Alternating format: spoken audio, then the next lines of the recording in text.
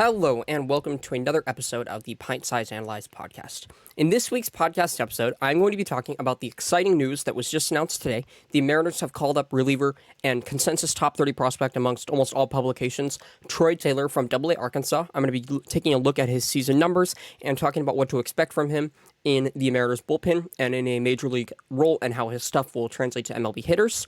I'm going to be talking about the continued dominance of Bryan Woo this season. And I'm going to be giving a spotlight towards Mariners reliever Collin Snider, who's been just really excellent, and I want to give a spotlight because his overall numbers are great. And then the final thing in the episode is I'm going to be doing some general injury updates. So yeah, let's get started. First, like I said, we're going to be talking about Troy Taylor. So I have his Fangraphs page right here. He is currently ranked the number 18th prospect by Fangraphs, and then MLB Pipeline Mariners. Let's get that. I know he's on the top 30, and then out of respect for Baseball America being behind a paywall, I will only disclose that he is on the top 30 list for Baseball America as well. And then for MLB Pipeline, he is number 23rd. And then, yeah, like I said, he's on the Baseball America top 30. Out of respect for their paywall, though, I'm not going to be mentioning it. Exactly what it is. So that's good. And then, he was originally drafted in 2021 by the Mariners in the 20th round out of UC Irvine. Or actually, I believe he was just leaving junior college. Let's see, Baseball Reference Troy Taylor. Let's get the exact facts because I believe he was drafted out of junior college. So yeah, drafted out of Cypress College, which is a junior college in 2021. That was the 20th round. And then in 2022, he was drafted in the 12th round out of UC Irvine. So in 2021, numbers were not very great. Actually, I don't really think it has the junior college numbers from Cypress College, but he obviously showed promising stuff. The Mariners tried to draft him in the 20th round, and tried to sign him. I mean, they did draft him. He unfortunately was not signed, but then a year later, they came back and drafted him again. He was originally an infielder up until college, which is really, really interesting. He's got a really interesting delivery, too. It doesn't look like a lot of effort, but he could run it up to the mid-90s. It's a 94 to 98, touching 99, though, sometimes, and he might even touch triple digits eventually. Maybe the Major League adrenaline will cause him to touch triple digits, but the fastball it runs like a two-seamer, but it's a four-seam grip, 55 graded by MLB Pipeline. Let's see what Fangraphs has it as 60. Fangraphs says he has a 60 fastball, 60 slider. So that's really exciting. They only say he has 40 command. It's like 40 command or 40 control. It's definitely like fringy at best, but he's also gone from pitching in he made his pro debut. I don't believe he pitched all in 2022 as a pro. Yeah, he did not. So last year in Modesto, 35 innings pitched, the 4.11 ERA and 4.05 FIP are not very interesting, but the 31% K rate is like really, really intriguing. 11% walk rate. And then he went up to, and that was 35 innings, and then he finished the year in high A, pitched 10 innings there. ERA was really excellent. The K rate went down though, went down from 31% to actually 20%. So yeah, he's still striking out a lot of people. And then the walk rate he halved, but I just think that was honestly as kind of a small inning sample size. The control, if he was still having like a 5% walk rate, I think he would be a starter. But then start high A this year, still 29% walk rate or 29% K rate to start in high A, and then 10% walk rate. So the walk rate kind of regressed again, but that's okay. But then in AA Arkansas, the walk rate has improved down to 7.8%, and the K numbers have actually increased a lot. He originally, I believe, was like 8 for 8 or something like that in save opportunities in Arkansas, or 9 for 10 between save opportunities between Everett and Arkansas, but it was like the K rate was not there. So like the K rate was not there, and it was like how much is, he's getting outs right now, but how much is this stuff actually going to translate to major league hitters and actually get them out? And obviously he might not get a lot of strikeouts with the sinker profile, but it's still like a valid question. But the strikeout rate has really jumped up in more recent appearances. So let's see, let's go to 615. I'll just click that, and then so since 6/15, 30 innings pitched, 1.21 ERA, 30 strikeouts, and yeah, all of those appearances are in. Oh wait, that was 5/15. So wait, let's see. He pitched I think 11 appearances to start the year in high A. So let's see after like 6-9. I'm curious, like after he kind of settled into Arkansas. I'm just curious where the K rate was. So from June 9th to now, a little over 2 months period. Definitely do not mean to click on that ad. And then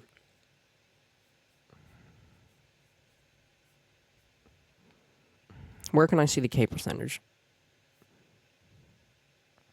There we go. So yeah, over that period, a 29% K percentage. So yeah, the K percentage has increased. Only 1.66 ERA and 1.90 FIP. So yeah, like he's just been dominating hitters. I think he finished like 16 for 17 in save opportunities or something like that on the year, or just as an Arkansas Traveler. And yeah, like he kind of projects as maybe like some immediate high leverage reliever help. 16 saves on the year. In 17 save opportunities, that's what it was. So he's only blown one save the whole year. 2.29 FIP in Arkansas overall. I'm curious about the home run to fly ball rate. He didn't give up a single home run. Okay. Wow, he hasn't given up a single home run since Modesto. That's like almost certainly going to change, but that's still kind of crazy. Like, it might just be really, really hard to barrel the ball up against Troy Taylor, which, could obviously work as a high leverage reliever. The slider shape, the grip is actually based on Matt Brash's grip. And that's kind of where he learned it from. It will flash kind of like Matt Brash's sweeper, or slider, but it's not consistently like that. It will flash like above average though, or even plus at times. So yeah, I mean, it looks like a really, really exciting slider, and it's like I said, it's an exciting prospect. He's only 22 years old, just going to turn 23 in a few months, or in less than a month. But still, like he's made a lot of steps, obviously, in the organization, just his second full year of pro pitching. So, and he's already a major leaguer. Like, this is looking like a Mariners pitching lab, pitching development success story yet again. But yeah, I am just really curious to see how his stuff plays. I don't think he'll be going like multiple innings or anything like that. He's pitched how many innings on the year in total? Just 42. So yeah, he there might be a chance that he could actually maybe work like an inning or two, like 2 innings, or maybe like 5 outs, occasionally 4 outs, if the situation calls for it. But yeah, he almost immediately projects to be like some high leverage impact. So yeah, that's really exciting. Congratulations to Troy Taylor. And it's also like one more thing. It's kind of exciting because he was like that 20th rounder who they didn't sign, and then the year later they were like, okay, we really got to get this guy.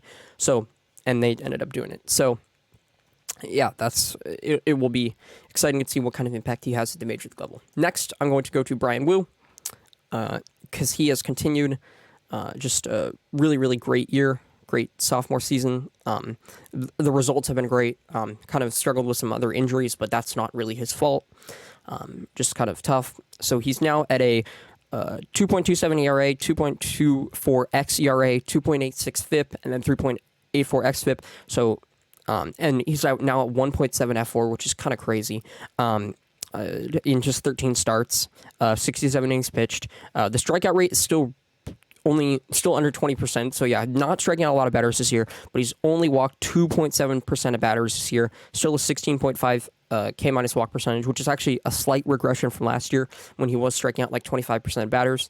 But yeah, it's just still been really, really good results in terms of like the run prevention. In terms of the barrel percentage, he has given up 4 barrels this whole year, just a 2% barrel percentage, so it's even lower than it was last year. And then a big thing for Wu last year was the splits. He was like just a dominant pitcher against right-handed batters, but was really like struggling against left-handed batters. So for this season, again, still he's struggling against left-handed batters, but it's a 100-point WOBA difference, whereas last year it was a WOBA difference of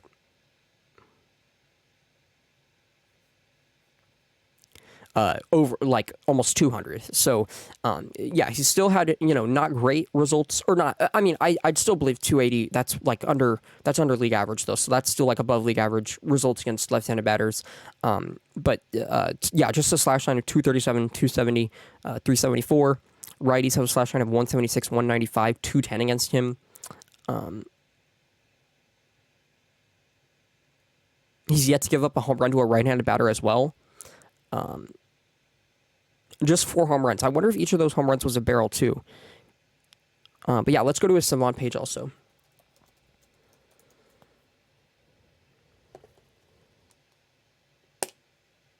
Because I want to look at some pitch usages and that kind of thing.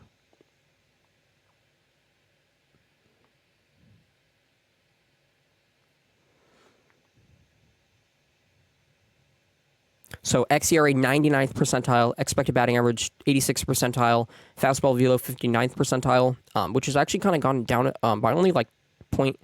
I think it's gone down. Okay, so it's actually gone down by half a mile. So that's a bit not super scary, but I mean he's still certainly been effective. So the one thing that's interesting is, even though the strikeout numbers are down a lot, this is to me really, really like kind of proof that his secondaries have been more effective this year.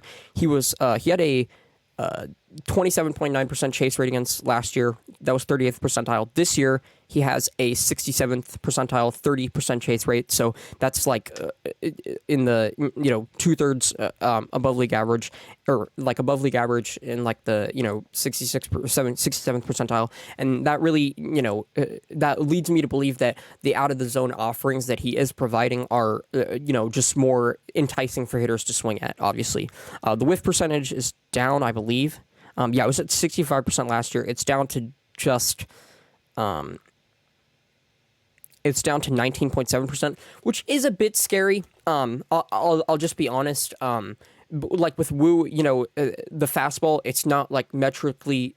The pitch shape is not great, but like metrically, it's not like a very flashy profile. But we just know that like it gets on hitters so much, and it's a little bit nerve wracking to me, or scary to me, that it's not missing as many bats as it once did. But it still could just be kind of a fluky year to year thing. The walk rate is literally 99th percentile. Barrel rate is literally 99th percentile. Hard hit rate is 91st percentile. Ground ball percentage 63rd percentile. Extension 69th percentile. So that's all like just really, really exciting stuff though. And like all of the batted ball data against him has just been really, really good. So it's like, even though the strikeout stuff may not be there right now, it's like he's limiting hard contact against legitimately well. Like, I think that's a skill that he actually possesses. And that expected slugging percentage, he's an 86th percentile for expected batting average, 98th percentile for expected slugging percentage. Just crazy. 96th percentile for WOBA, 99th percentile. Wait, I believe he's literally in the 100th percentile for xWOBA con, which is xWOBA on contact. Yeah, it's just interesting, because it almost feels like that K percentage should be more like 23 or 24% at least. Just with like how effective of a pitcher overall he's been, and just with like the research that's proved that strikeouts are just generally lead to more effective pitchers, it's almost surprising that he hasn't had more strikeouts. Let's get to the pitch usage though. So he's throwing the four-seamer 50%, so still a really good, still like the vast majority. Sinker is at 25%, slider 8%, changeup 8.6, and then sweeper 6.9. So really the sweeper, slider, and changeup are the primary secondaries, and he still only throws them like still only a little over 20% combined. But he's kind of developed some. It's looked like he's developed some legitimate command of those pitches. Like he has a real plan. With the sweeper, I'm not really sure if it's great that the location is where it is, but looks like he's been legitimately able to command it. And then with the slider, it looks like there's that red area there where he's able to legitimately command it. And then same as the changeups. Changeups, like I definitely don't think he has the best command, or I'd say the worst command of those three pitches. But the changeup also kind of flashes the best metrics and has maybe the most plus potential of any of the secondaries. I don't even know if the changeup really has plus potential though. The sweeper looks plus occasionally, but yeah.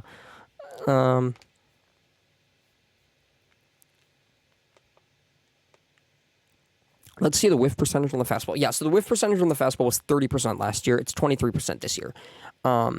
That's not really great. That's a bit nerve wracking. Just in the sense that like maybe hitters are kind of getting have gotten more used to just what his fastball looks like as they've seen him more. We know that hitters, the more they see something, the more they get used to it. Like the more hitters see something, the better they're going to perform against it. That's why the third time through the order penalty exists. When a hitter sees a pitch over and over again, they're going to get more comfortable with it. They're going to recognize the movement patterns, the spin, all of that. So they might recognize a release point variation. So that's all kind of just important stuff to note about Brian Lewis, four-seamer, and that maybe hitters could be adjusting to it more. But I still think it's overall a really good pitch. And it could just be kind of something fluky. Let's go to Pitch Profiler. If you are unaware of what Pitch Profiler is, it's a great resource that has Stuff Plus. It has Stuff Plus. There's the Pitch Profiler Stuff Plus metric, as well as all kinds of other data about release angles and vertical approach angle, horizontal release angle, also release point charts, movement charts, all kinds of just awesome stuff like that. So really, Pitch Profiler is a great reference or resource. So yeah, let's get to Brian Wu. That's Corbin Burns.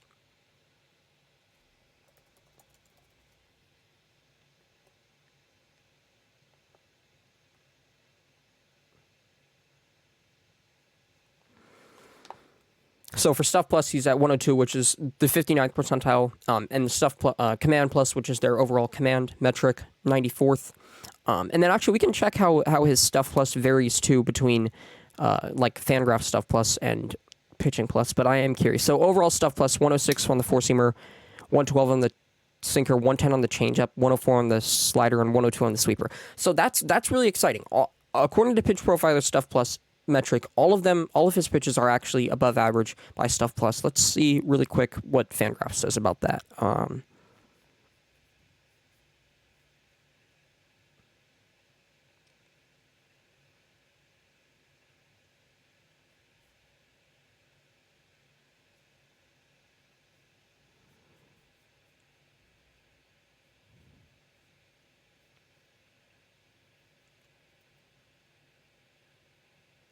Come on. I apologize. Okay, so Stuff Plus, the fastball is actually down by Stuff Plus this year. It was at 101 last year. It's at 97 this year. The sinker's gone up a lot. It was at 109 last year. It's at 121 this year. Wow, the slider's really... So obviously the slider's kind of a mixture of the slider and sweeper that he has, but Stuff Plus, Saris's fan, and the Stuff Plus on Fangraphs is really a fan of it. The changeup still not performing very well at all. 104 Stuff Plus, 108 Location Plus, 108 Pitching Plus. So yeah, 108 Pitching Plus is really good. That would be within the, let's see actually, but I'm almost certain that's within the top 5 minimum or top 10 minimum 60 innings pitched, which was that.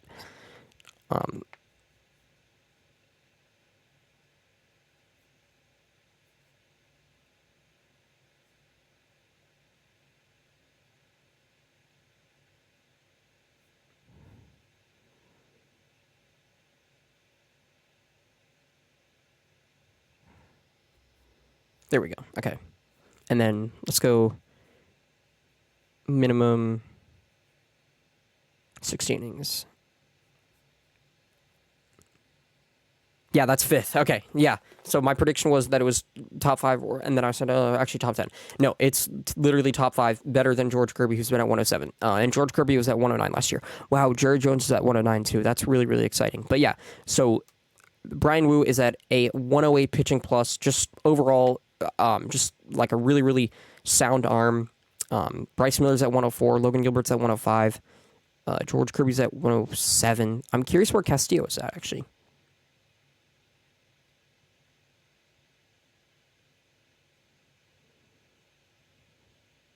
Castillo's at 102, yeah. So that's kind of interesting that by Pitching Plus, Castillo's been the worst pitcher. Which I feel almost kind of makes sense.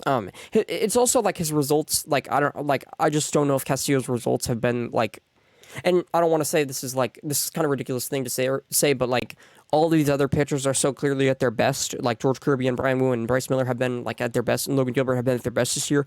And Castillo, like I don't know if he's been at his best this year, so it almost doesn't feel completely fair to like judge him against those two, because like I know there's more in the tank for Castillo, and like I know he could be, like I know he could take it another level next year. But yeah, like the talent obviously exists.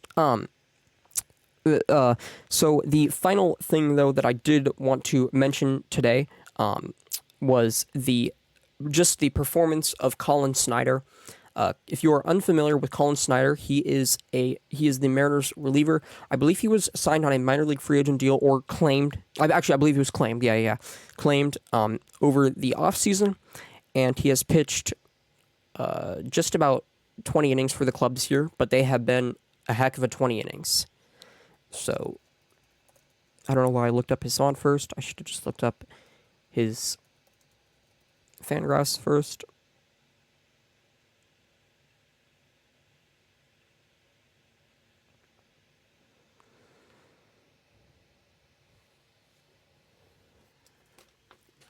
Well, it's loading up. Okay, so Collin Snider. He was a Kansas City Royal for the last 2 years. Last year he had a 4.87 ERA. Fastball, he actually had a fastball that averaged almost 96 miles an hour. His fastball's only averaged 94 miles an hour this year. But he's gone from a 4.87 ERA and 11.6 K percentage to a 1.19 ERA and 28% K percentage, along with a 5.6% walk percentage in 22 major league innings this year. So Collin Snider just been excellent. 2.20 FIP, 3.30 xFIP, 3.11 xERA. He's already been worth 0.6 F4. And yeah, in 22 innings, he's given the Mariners legitimate innings, and he's kind of recently emerged as a real high leverage weapon. And he's been pitching when the Mariners have the lead. He throws a slider, fastball, and then he also has a cutter and sinker that he will mix in. But it's majority slider, four seamer, or actually sweeper four seamer. I'm glad I went to Savant. So majority sweeper, and then sweeper at 38%, almost 40%, and then four seamer at 32%, cutter at 22%, and sinker at 6.4%. He's barely thrown any sinkers, but it's mainly sweeper, four seamer, cutter. He kind of commands all three well. He has a clear idea of what he's wanting to do with all three pitches, and that's almost like, I feel like maybe not command, but kind of like having an idea of having a really, really solid idea of what you're wanting to do, like a set in stone idea of what you're trying to do with every single pitch, can really, I think, lead to easier, better control, just because it's just like your assignment is never changing. So yeah, if you want to locate a pitch in the same place every single time, it makes sense why it would actually be easier to locate that pitch in the same time in the same place every time. And it's kind of just a simple approach to pitching too. Like, you're not trying to do too much nibble. It's just like, this is where I throw my four seamer because I know it's going to perform the best, and this is where I throw my sweeper because I know it's going to perform the best. So yeah, and that's kind of what the Mariners' pitching development strategy has been. So that is interesting. Sinker was at 95.7. That's what I averaged last year, and he's now at a four seamer. So he might be one of those pitchers who kind of throws a four seamer, or who actually throws a sinker harder than a four seamer, which are always interesting. Like a Jordan Hicks, I believe, is the same way, where like he legitimately gets better velo with the sinker grip. So yeah, he's touched upper 90s, though. I'm curious if he has that kind of velo in the tank or not. I mean, not that it really matters anyways, though, because he's definitely been effective. Looking at this Savant page, it's not qualified, but it is absolutely ridiculous. That's like 80th percentile in xERA, 90th in average exit velocity, 90th in chase, 80th in whiff, 90th in K percentage, 90th in walk percentage, 90th in barrel percentage, 80th in hard hit percentage. Doesn't get a lot of ground balls, but that doesn't really matter. Extension, does not get a lot of extension. Now, one thing that I would be kind of concerned about, well, maybe it's just because like there might be some batted ball regression incoming. I mean, and by batted ball regression, I mean like the lack of ground balls could hurt him.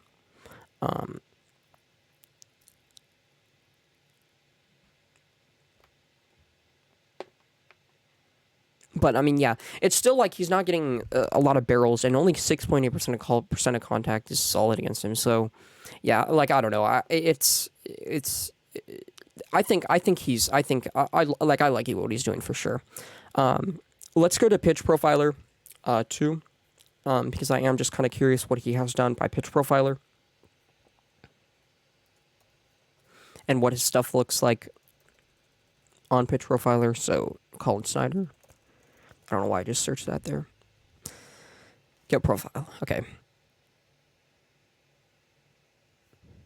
Wow, it also has the stuff plus at 102, 59th percentile, command plus at 106, 90th percentile, pitching plus, 93rd percentile at 113, X-Whiff plus 116, that's like their internal whiff metric.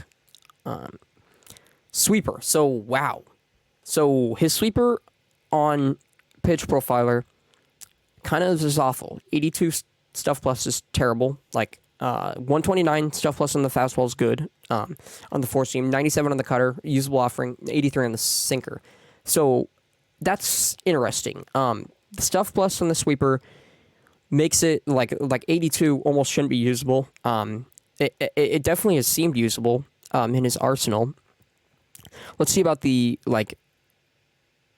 so WOBA of 272 against and xWOBA of 286 against. So it's looked like it's gotten. It doesn't look like it's like getting particularly lucky, which is good, or like extremely lucky.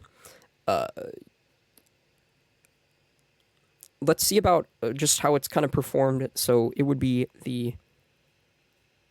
it's the yellow one. So it's kind of like throughout the season been below 100 pitch. Like it seems clearly like the Pitch Profiler model does not like the pitch at all. I'm almost curious what the Fangraphs Stuff Plus model, Saris thinks of it, because there also is just kind of like Stuff Plus models are kind of fluky, or not fluky, but that's the wrong word. Variable, I should say. And there's almost like situations where a more outlier pitch, the movement metrics on it look so awful that, or look so terrible, so small that you think it's bad, when in reality the fact that that actually makes it a good pitch, because it's like not something that the hitter's used to seeing. It's an outlier pitch. It's an outlier movement profile that, usually that movement profile would be so bad they wouldn't even bother throwing the pitch, but it's actually like, well, they actually are throwing it. That's just like an example.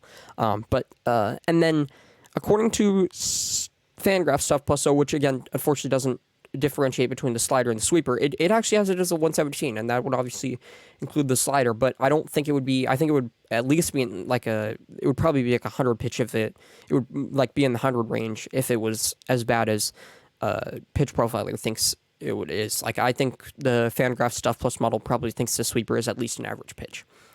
The cutter at 109, that's interesting too. Sinker, wow, 46 sinker.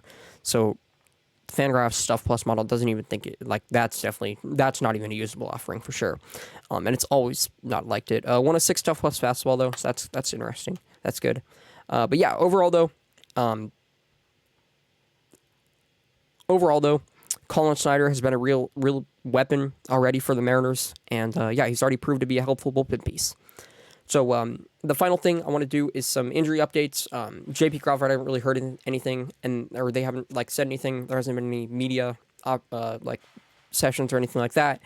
And then with the injury to Julio, there was a report from Adam Jude in the Seattle Times that some sources were indicating the Mariners might bring him back as a designated hitter in the meantime, but he is unfortunately not ready to play the outfield yet. But it would obviously be hopefully a huge boost to have his bat back in the lineup, because he was performing so well. So yeah, that's going to be about it for this week's episode. Thank you all so much for watching. I appreciate it. I'm really excited to see Troy Taylor and what he can do at the MLB level.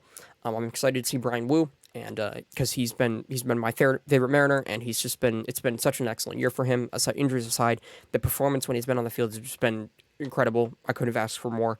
Collin Snider has been a real spotlight, and he's been a real highlight, and he deserved the spotlight. Big honor, I know, for me, but I just feel like he deserved the spotlight, and because his performance has been great, and like I said, hopefully Julio is back soon. Thank you all so much for watching. I appreciate it. This was PintSizeAnalyze, and this was another episode of the PintSizeAnalyze podcast. Thank you.